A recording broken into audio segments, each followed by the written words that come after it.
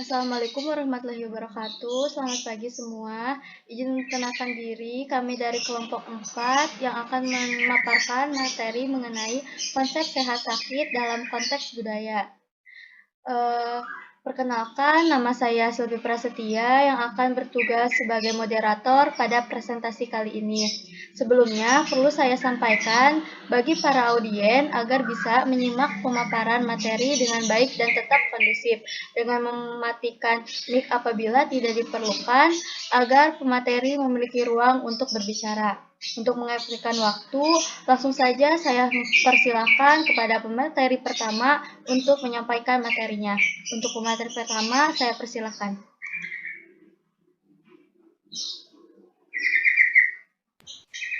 Next teh.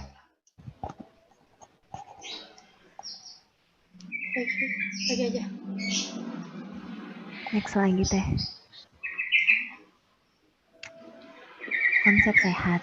Sehat dilihat berdasarkan pendekatan etik sebagaimana yang dikemukakan oleh Linda Elmes dan Ina Simmons pada tahun 1992 adalah sebagai berikut.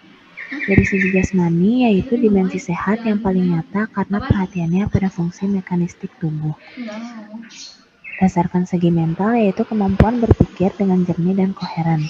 Dari segi sosial, yaitu kemampuan untuk membuat dan mempertahankan hubungan dengan orang lain. Dari segi emosional, yaitu kemampuan untuk mengenal emosi seperti takut, kenikmatan, kedukaan, dan kemarahan, dan untuk mengekspresikan emosi-emosi secara cepat. Dari segi spiritual, berkaitan dengan kepercayaan dan praktek keagamaan, berkaitan dengan perbuatan baik secara pribadi, prinsip-prinsip tingkah laku, dan cara mencapai kedamaian dan merasa damai dalam kesendirian. Dari segi sosial, yaitu berkaitan dengan kesehatan pada tingkat individual yang terjadi karena kondisi-kondisi sosial, politik, ekonomi, dan budaya yang melingkupi individu tersebut. Next, teh.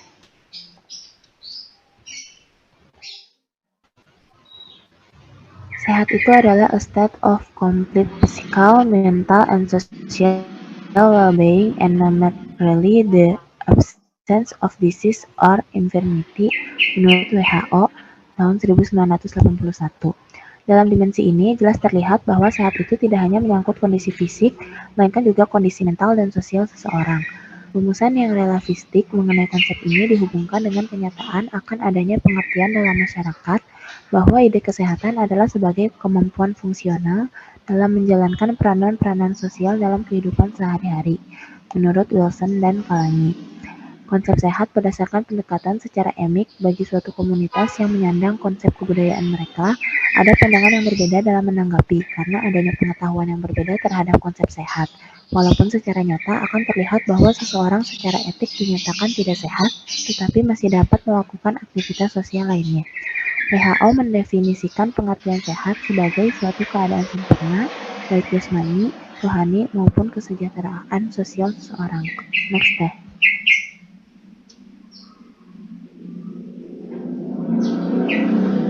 Walaupun seseorang menyadari akan adanya kelainan, tetapi tidak terlalu menimbulkan perasaan sakit, atau tidak dipersepsikan sebagai kelainan yang memerlukan perhatian medis secara khusus, atau kelainan ini tidak dianggap sebagai suatu penyakit. Dasar utama penentuan tersebut adalah bahwa ia tetap menjalankan peranan-peranan sosialnya setiap hari seperti biasa. Seseorang berdasarkan kebudayaannya dapat menentukan sehat secara berbeda, seperti kenyataan bahwa seseorang dapat menentukan kondisi kesehatannya baik atau sehat, bila mana ia tidak merasakan terjadinya suatu kelainan fisik atau psikis. Gagasan orang tentang sehat dan merasa sehat adalah sangat bervariasi. Gagasan itu dibentuk oleh pengalaman, pengetahuan, nilai, norma, dan harapan, menurut Kalangi tahun 1994. Selanjutnya akan dilanjutkan oleh rekan saya.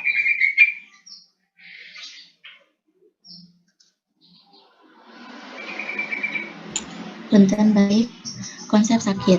Sakit dapat diinterpretasikan secara berbeda berdasarkan pengetahuan secara ilmiah dan dapat dilihat berdasarkan pengetahuan secara budaya dari masing-masing penyandang kebudayaannya. Secara ilmiah, penyakit atau disease diartikan sebagai gangguan fungsi fisiologis dari suatu organisme sebagai akibat stimulasi atau tekanan dari lingkungan. Jadi, penyakit itu bersifat objektif. Sakit atau illness adalah penilaian individu terhadap pengalaman menderita suatu penyakit. Sarwono 1993-31. Next teh. Secara emik, sakit dapat dilihat berdasarkan pemahaman konsep kebudayaan masyarakat penyandang kebudayaannya sebagai dikemukakan oleh Foster dan Anderson 1986 bahwa konsep penyakit non-barat dibagi atas dua kategori yaitu personalistik. Munculnya penyakit atau illness disebabkan oleh makhluk supranatural atau makhluk gaib atau dewa. Makhluk yang bukan manusia atau bisa disebut hantu, roh leluhur atau roh jahat, maupun makhluk manusia, tukang sihir, tukang tenun.